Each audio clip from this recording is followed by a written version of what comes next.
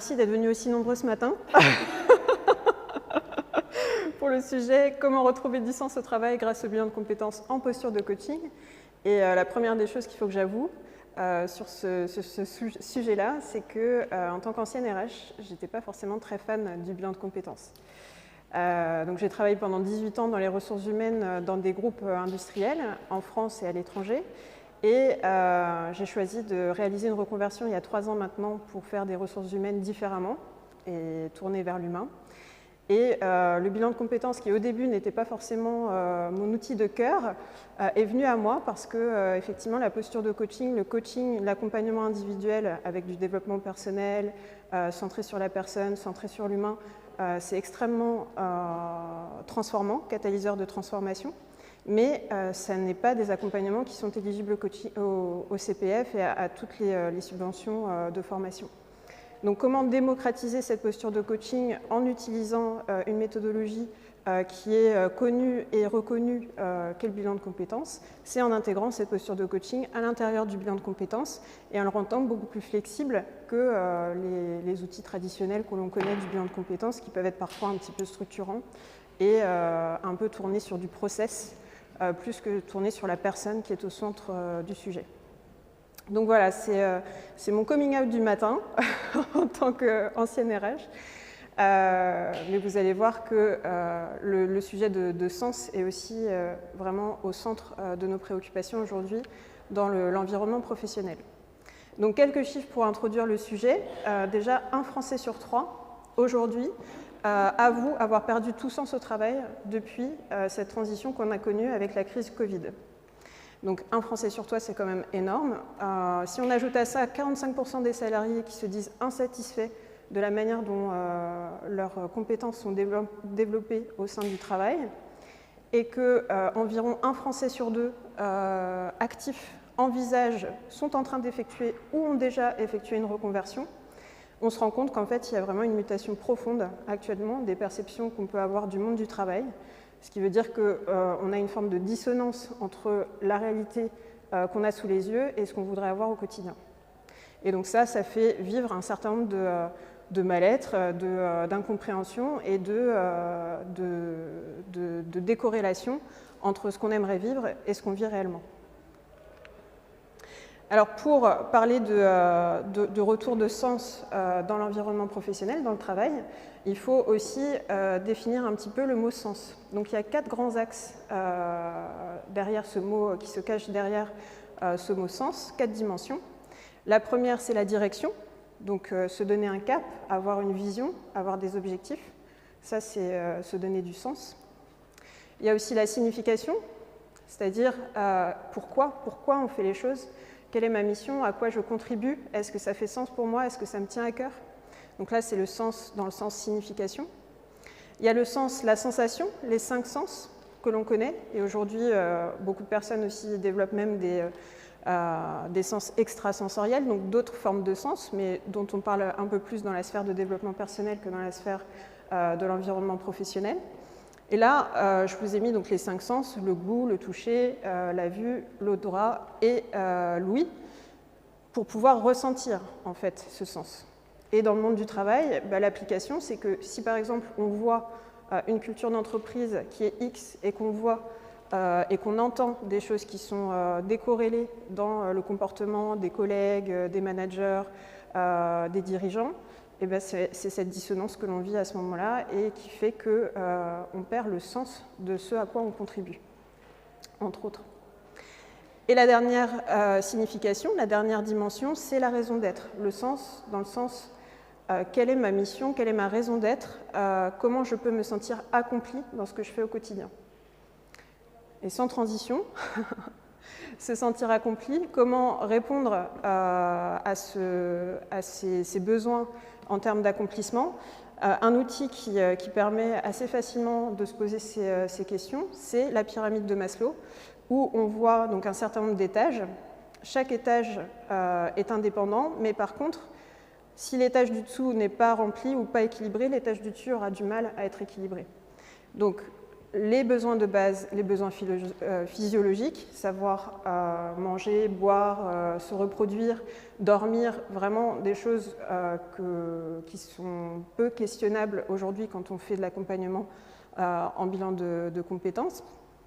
Par contre, dès qu'on monte à l'étage supérieur, avec le besoin de sécurité, là, dans un environnement professionnel, certaines personnes peuvent se poser la question de « est-ce que je me sens en sécurité financière ? Est-ce que je me sens en sécurité physique dans mon emploi actuel?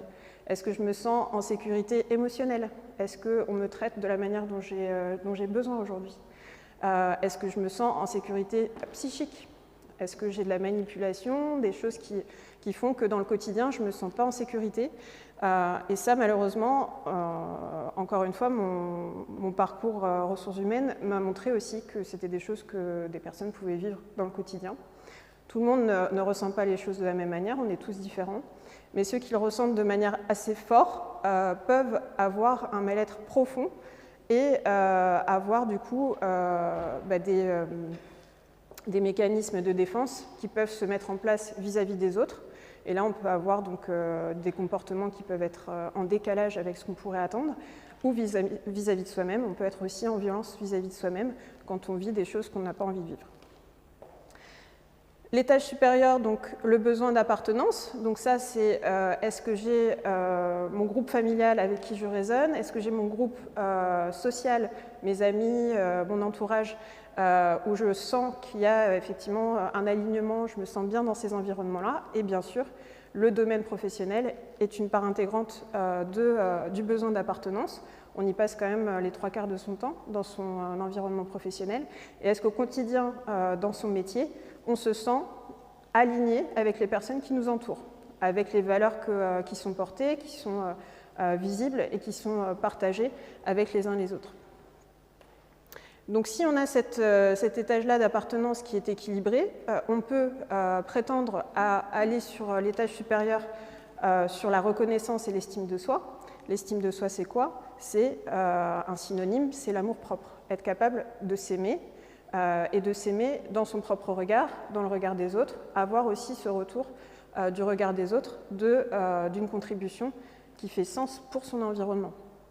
Donc ça, c'est très difficile aujourd'hui dans un environnement où on n'a pas le sentiment de sécurité, on n'a pas le sentiment d'appartenance, et on va avoir des comportements qui ne sont pas toujours donc, en corrélation avec son environnement, d'avoir un retour positif et de la reconnaissance, et donc de l'estime de soi.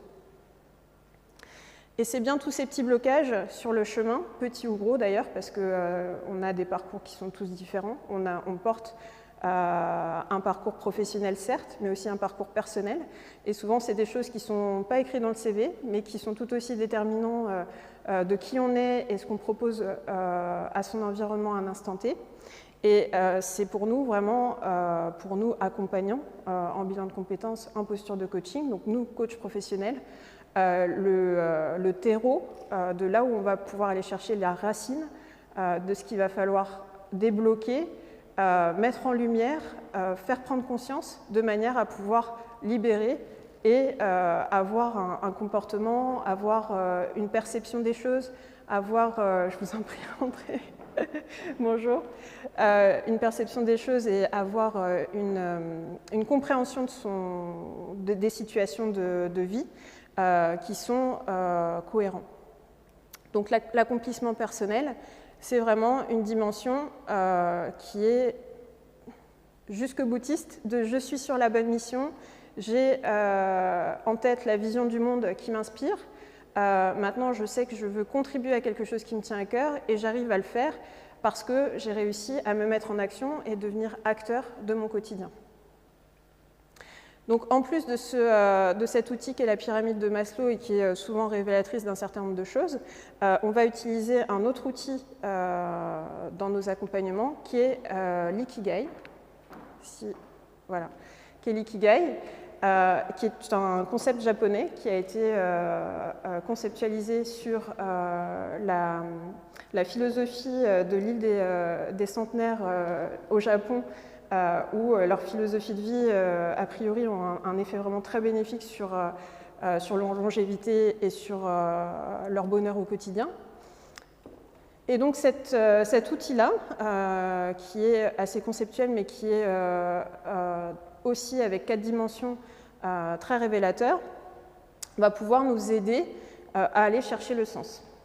Donc, quand on voit ces 4 dimensions, ce pourquoi on est doué, ce qu'on aime, ce pourquoi on peut être rémunéré ou recevoir en retour, parce que c'est vrai qu'on est aujourd'hui dans un monde très tourné sur l'économie, mais on peut recevoir des choses qui ne sont pas pécuniaires en retour de la reconnaissance, c'est un retour par rapport à quelque chose qu'on peut proposer, par exemple. Et la 4e dimension, c'est ce dont le monde a besoin.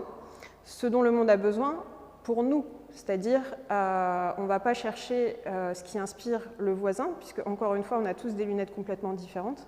Donc là, ce dont le monde a besoin pour nous, ça va nous éclairer sur justement quelle est cette vision du monde qui m'inspire à moi et comment je veux au quotidien y contribuer. Donc quand on voit ces 4 sphères, tiens, qu'est-ce que j'aime, et on ouvre le champ des possibles, donc ce n'est pas uniquement qu'est-ce que j'aime réaliser dans mon métier du quotidien, mais qu'est-ce que peut-être j'ai pas développé dans mon parcours professionnel, mais que j'aime faire au quotidien, que j'aimerais peut-être nourrir un peu plus dans mon parcours professionnel. Donc là, on va vraiment chercher aussi bien dans le CV qu'en dehors du CV. Ce pourquoi je suis doué, c'est la zone de confort, c'est-à-dire les compétences que j'ai pu acquérir, le savoir-faire que je suis capable de mettre en œuvre, mais aussi des choses innées que j'ai pu développer et pour lesquelles j'ai du retour positif. Et je sais que j'ai plaisir à le faire, donc quand on a du plaisir à le faire, la plupart du temps, c'est quelque chose qui est dans notre zone de confort et pour lequel on a de la reconnaissance.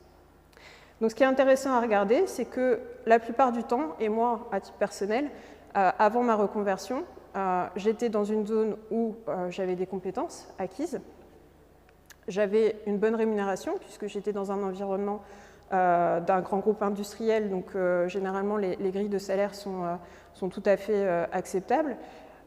Ce dont le monde a besoin, pour moi c'était des avions ou des voitures, donc oui, au quotidien on peut avoir besoin d'avions ou de voitures, mais est-ce que j'aimais vraiment ce que je faisais au quotidien? C'était un petit peu la question. Et donc quand on a ces 3 sphères, mais qu'on n'est pas dans ce qu'on aime parce qu'on a 2 parties de son métier, peut-être à titre personnel, je prends cet exemple, où on aime le côté accompagner les gens, développer leurs compétences, mais que dans le côté RH, on a aussi un côté qui est un petit peu moins drôle sur le recadrage ou le licenciement quand il y a des fusions-acquisitions, etc., on peut se sentir en dissonance, en fait, en conflit intérieur. Il y a une partie qu'on apprécie de ce qu'on fait et une partie qu'on n'apprécie pas. Et donc, quand on n'a pas cette sphère dans son ikigai, on se retrouve dans une routine confortable, mais vide de sens. Ce sens, ce n'est pas quelque chose qui me tient à cœur de réduire des effectifs dans un environnement industriel pour avoir une économie plus importante. Quand on a, par contre, un environnement où on fait ce qu'on aime, où on est dans sa zone de confort et quelque part on contribue à quelque chose dont le monde a besoin, mais qu'on n'a pas cette rémunération qui est donc le besoin de sécurité, là on va se retrouver dans quelque chose qui fait plaisir et qui est satisfaisant, mais sans salaire, donc avec une forme de carence de sécurité. Les 2 autres, donc ici, quand on est dans sa zone de confort, qu'on fait des choses qu'on aime et qu'on a une rémunération, mais qu'on ne correspond pas à quelque chose dont le monde a besoin, c'est enthousiasmant, c'est enthousiasmant, c'est satisfaisant personnellement, mais le travail accompli n'a pas d'impact sur son environnement, puisqu'il n'y a pas une résonance avec quelque chose qui est demandé par son environnement. Et la dernière, donc là c'est challengeant, c'est excitant d'être dans un environnement où le monde a besoin de ce qu'on propose, on fait ce qu'on aime, on est payé, mais on n'est pas dans sa zone de confort. Donc là, il y a une vraie incertitude qui, dans le long terme, peut être des doutes et des incertitudes qui peuvent mettre dans de l'inconfort. Donc cet outil-là, en co-construction avec quelqu'un qui est un miroir et qui va ne pas avoir vos ressentis, ne pas avoir aussi cette imprégnation des situations et qui va avoir le recul suffisant et qui va vous accompagner avec bienveillance et non jugement, là vous aurez quelqu'un qui pourra vous aider à aller chercher en dehors de vos habitudes et en dehors de ce qui va habituellement donc, vous venir en tête quand vous allez chercher ces cas de sphère. C'est assez compliqué de réaliser un ikigai par soi-même. Certains y arrivent. La plupart du temps, la co-construction amène des choses différentes et qui vont vraiment chercher des choses qui tiennent à cœur et qui vont chercher voir des rêves. Je vous parlerai à la fin de notre exposé d'exemples d'accompagnement réalisés. Il y a une temporisation peut-être.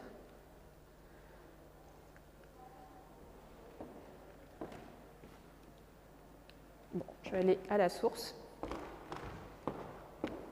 Ah, ça y est, pardon. Donc le bilan de compétences que l'on propose, qui est donc différent d'un bilan traditionnel, en quoi il est différent? C'est ce que je vous expliquais tout à l'heure, c'est que traditionnellement, les bilans de compétences sont plutôt orientés process. Quand vous avez un bilan de compétences qui est réalisé avec Pôle emploi, par exemple, ou avec des cabinets qui font très bien leur métier, mais qui sont plutôt sur une posture de conseiller d'orientation, vous allez avoir quelqu'un qui va vous accompagner à aller chercher dans un référentiel métier, un référentiel de domaine, et qui est surtout un référentiel parfois déjà connu et figé. Aujourd'hui, on est dans une période où on sait que d'ici 2030, 80% des métiers qui existeront n'existent pas encore ou sont en train de se créer. Donc si on est sur un référentiel connu, reconnu, on rate peut-être l'opportunité de sortir du cadre et de proposer quelque chose de différent, au même titre qu'on propose un bilan de compétences différent, pour justement s'adapter de manière agile à l'évolution de notre environnement et à la transition profonde qu'on est en train de vivre. Donc la posture de coaching, de développement personnel, c'est effectivement quelque chose qui est différent du conseil d'orientation, puisqu'on va aller se centrer sur la personne et ne pas aller chercher des choses de l'extérieur pour l'indiquer à la personne, mais plutôt aller chercher à faire émerger les solutions de la personne.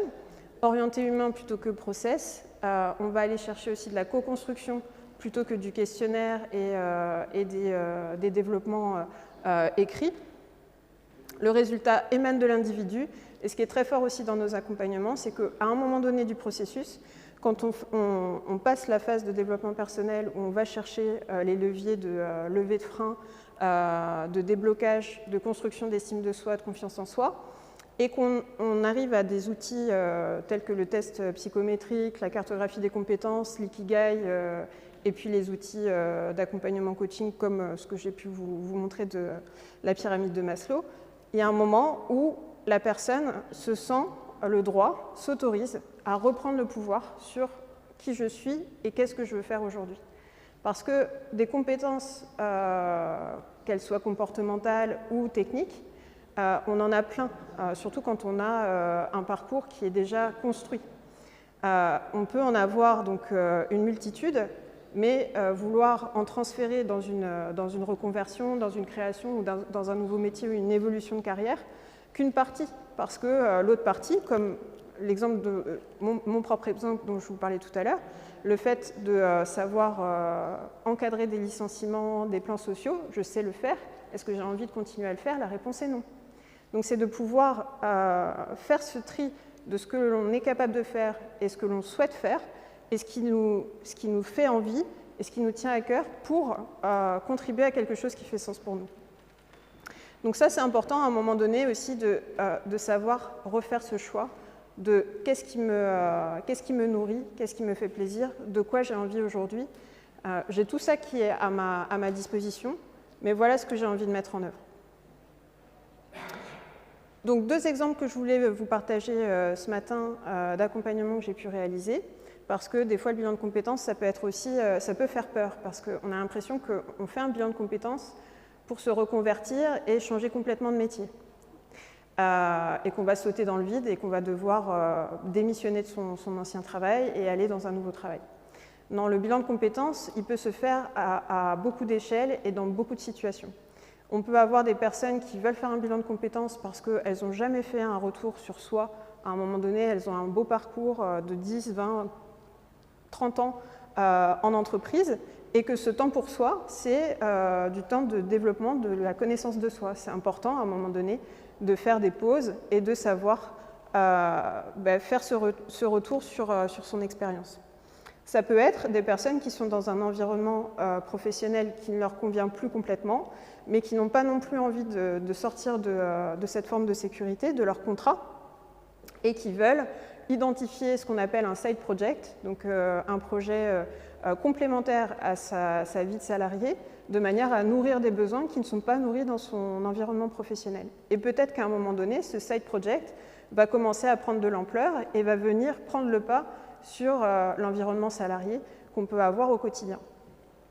Ça peut être des personnes qui veulent créer leur entreprise et qui veulent avoir ce travail-là de fond avant vraiment de prendre le choix de sortir de leur quotidien et de transformer leur vie. Ou ça peut être des personnes qui ont juste des questionnements, vraiment qui expriment un ressenti d'avoir un plat de spaghettis dans la tête à un moment donné avec des choses qui sont très nouées, où on ne voit pas vraiment la lumière au bout du tunnel, et d'avoir besoin de cette co-construction, de ce miroir avec quelqu'un qui va nous accompagner, de manière à mieux comprendre pourquoi justement on manque de clarté et comment en retrouver. Et une fois que cette clarté est retrouvée, peut-être que la finalité, ce ne sera pas de changer de métier, ce ne sera pas de se reconvertir, mais ce sera rester dans son environnement actuel et évoluer dans son environnement actuel parce qu'on saura exactement ce qu'on veut.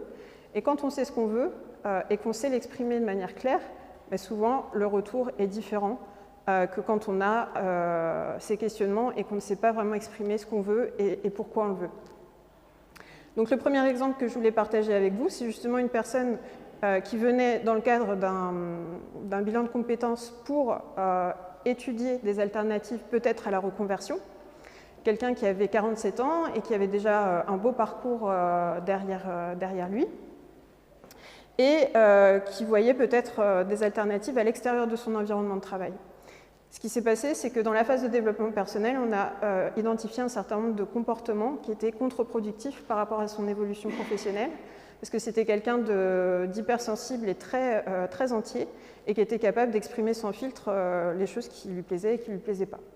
Sauf que ce genre de comportement, ça peut être contre-productif par rapport à une évolution professionnelle, parce qu'on se dit, tiens, lui peut-être ou elle, cette personne a vraiment des compétences techniques phares, c'est un expert en plus dans son environnement professionnel.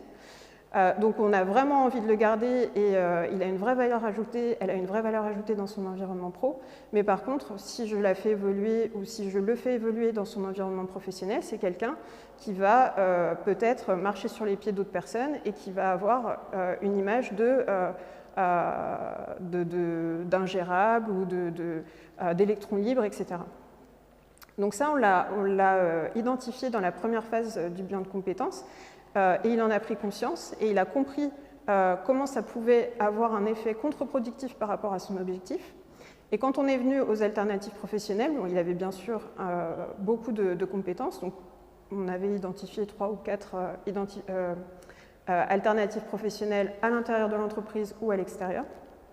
Et finalement, pendant ce parcours, ce qui s'est dessiné pour lui, c'est qu'il a su reprendre aussi sa capacité à agir, à aller voir les personnes de son entourage professionnel pour communiquer sur ce qui était possible de faire et ce qu'il souhaitait faire, ce qu'il souhaitait mettre en œuvre à l'intérieur de l'entreprise.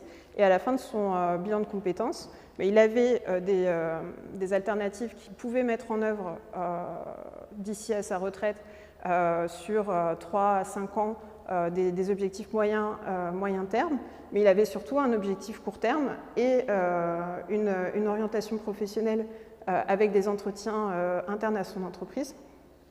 Et 1 mois plus tard, il a évolué sur un poste de responsabilité managériale, puisque en fait, l'image qu'il avait à l'intérieur de l'entreprise avait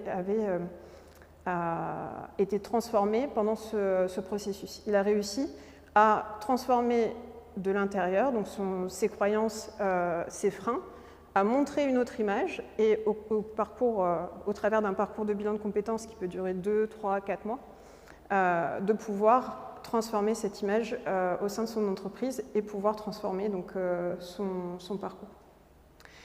Une autre personne qui, lui, était plus jeune, donc 28 ans, avec un CAP d'électricité, électricien, et qui arrivait à à obtenir des jobs au salaire qu'il souhaitait, mais qui n'étaient pas du tout dans un environnement avec lequel il raisonnait.